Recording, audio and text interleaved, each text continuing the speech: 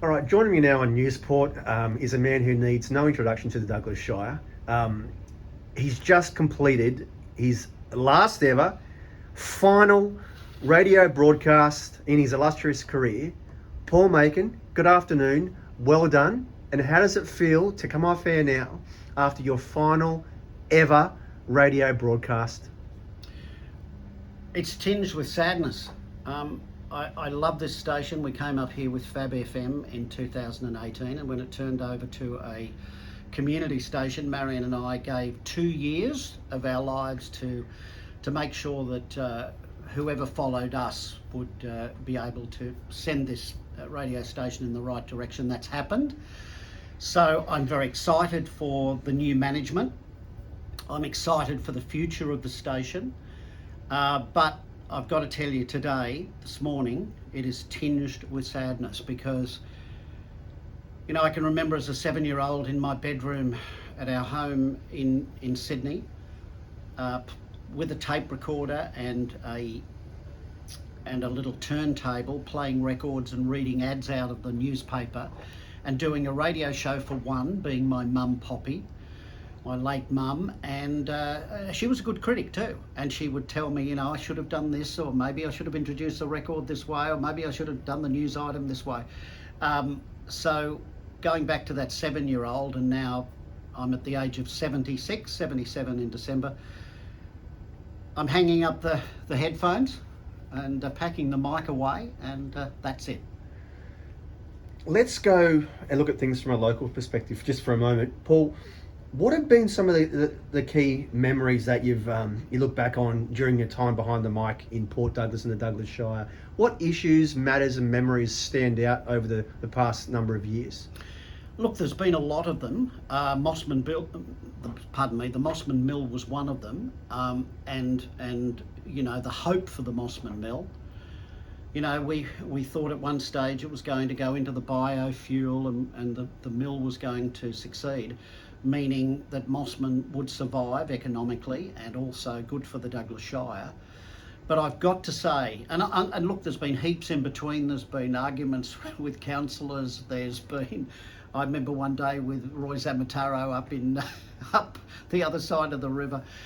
We're okay now, and well, I hope we're okay, Roy and I. But and we've had, you know, disagreements with different things. I'm talking about councillors, mayors that have been here, 2 lots of mayors that I've seen. But I've got to say, you know, when you say the memories of the Shire and covering things and what have you, would have to be Cyclone Jasper.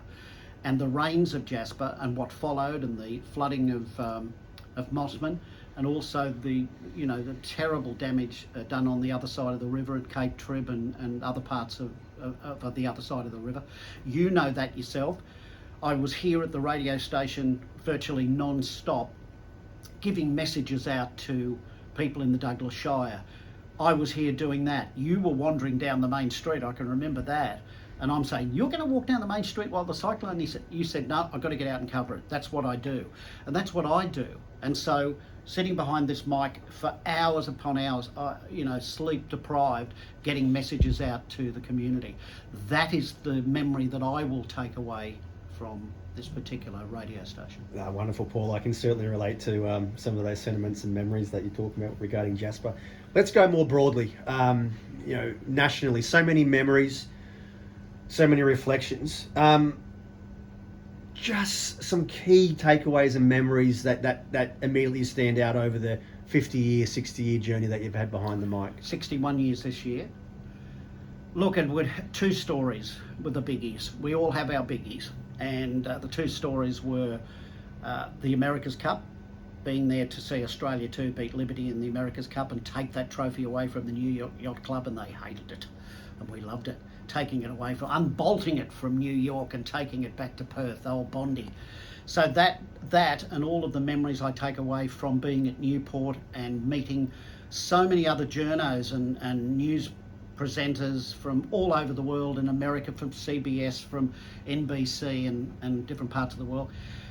And coming back to Australia in 1977, the Granville train disaster, and I was the first reporter on the scene of that. I was working at 2UE at the time. And then arriving at the scene of the Granville train disaster and all of that loss of life, talking to people who'd got off the train who said things like, Paul, it was like I spent time during the war, and this was what it was like this morning. It was complete devastation and people screaming, and it was simply awful.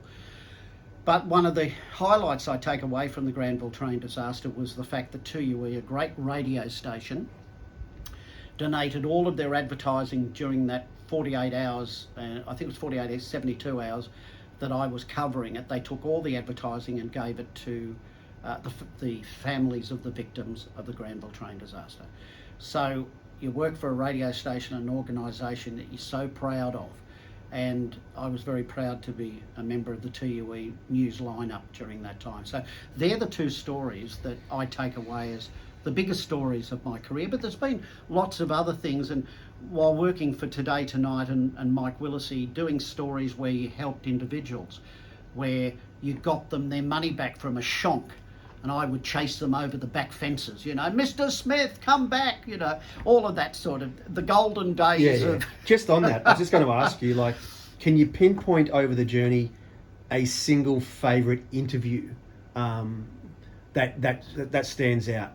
Or second to that, a person you've met and done a story on that really just stands out, Paul? Tom Hanks. Yeah, and why? At the Academy Awards, 1995. Why? Because this man he was 50 yards away when I went, Tom! And he looked around, he was with his wife about to go into the front door of the theatre. And he took the time to walk down. He said, yes, hello. And I didn't have a camera with me. I had a small recorder, but I didn't have a camera with me. And he walked over, he said, yes. And I said, Paul Makin from Australia. And we started talking about Forrest Gump, because he was going in that year to, be nominated and eventually, of course, win an Academy Award for Forrest Gump. And he said, oh, is Forrest Gump in Australia yet? And I said, no, it hasn't been released. He said, oh, you've got to see it. It's fantastic. And he was telling me all about it like we were old buddies. And since then, I've seen Tom Hanks on a variety of TV programs, and he is just, what you see is what you get. And I've met a lot of stars who are not how they seem. Off camera, they couldn't give you the time of day. Come on camera, they're great, buddies of yours. Tom Hanks remains as the interview, and I got a little short radio interview with him, as the interview that I will take away as saying, that bloke's just like he is off and on the screen. Love hearing that, Paul. Over the years of your career, what have you learnt about people and their general population? Just your learnings about people, that's what I want to know. Mm-hmm. In what way? Just about what surprises you about people. Conducting so many interviews, understanding human behaviour, learning about people, just about people. What are most people good? Most people are good. I really believe that. Most people are good. It's only a small number of people who are you-know-whats. Most people are good. And where I find I've covered so many disasters, fires, big fires in Victoria, big fires in South Australia, and floods as well. It's the spirit of Australians that I love the best. And that is, when I go out there and I'm covering this stuff, and sometimes you feel a bit guilty covering that stuff. You go, I know how you feel. No, I don't. Those people have lost everything, But Australians and people within even the Douglas Shire are incredibly resilient. And I think I take that away as human beings. I think when the chips are down, Aussies are there for other Aussies. That's what I've found over the many years that I've been covering stories. Nah, great to hear. Paul, you're a renowned storyteller. I just want to know how you view storytelling and why you've been such an effective storyteller over the journey. What goes through your mind when you're trying to tell the audience, the listener, the reader, a story? Well, first of all, you've got to start with a mentor, and I've had two great mentors in my life. Mike Willesee, who taught me so much about interviewing style. Graham Archer in Adelaide, Today Tonight, producer in Adelaide, taught me how to write stories the correct way, to present stories. I could always write a story, but he taught me this wonderful thing about, I would write a story and I'd say, Graham, that's gold. And he'd go, it's silver. I'm going to make it gold. And he would say, see that first par? That needs to be there. That needs to be there. This needs to be there. And that needs to be there. And I'd go, it's gold. He said, I told you. He taught me writing and how to form a story, how to make it from beginning to end. You've got to have a beginning, you've got to have an end. What Mike Willesee taught me was interviewing style. So if I'm talking to you now, and he proved it so many times, the birthday cake candles with a particular person who was going to be Prime Minister and never did it. He taught me the value of the pause, that when you're asking somebody something. Now, Joe, tell me this, how long have you actually had your business? And how long have you been operating in this area? And he would then talk, and he would finish his sentence, he'd go, and then, he wants me to go on. And then when they go on is where you're getting the gold. And Mike taught me that. Don't be in a hurry to jump in at the end of an answer. Just have a little pause there at the end of the answer, because they might add something and that is going to be your story. That's your headline. Yeah. And so he taught me. So what I'm saying is, I've learned from the masters. Those two people taught me writing and how to do interviews. And I hope that I've been able to honour them by doing that in what I've done here and on television as well. I'm pretty sure you have, Paul. Thanks, and mate. Lastly, Paul, what's your final message to the listeners and kind of those that know you're across the Douglas Shire, Paul? Well, look, we're still going to be here in Port. We're not moving away or anything. And I certainly have said to Brian Bergman, who's our new station manager and program director, that I'm here to help him behind the scenes in any way I can.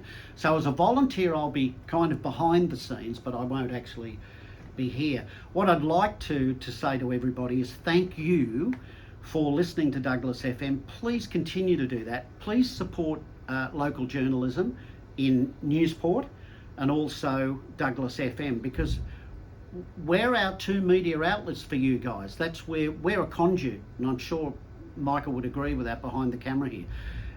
We're a conduit for the whole community.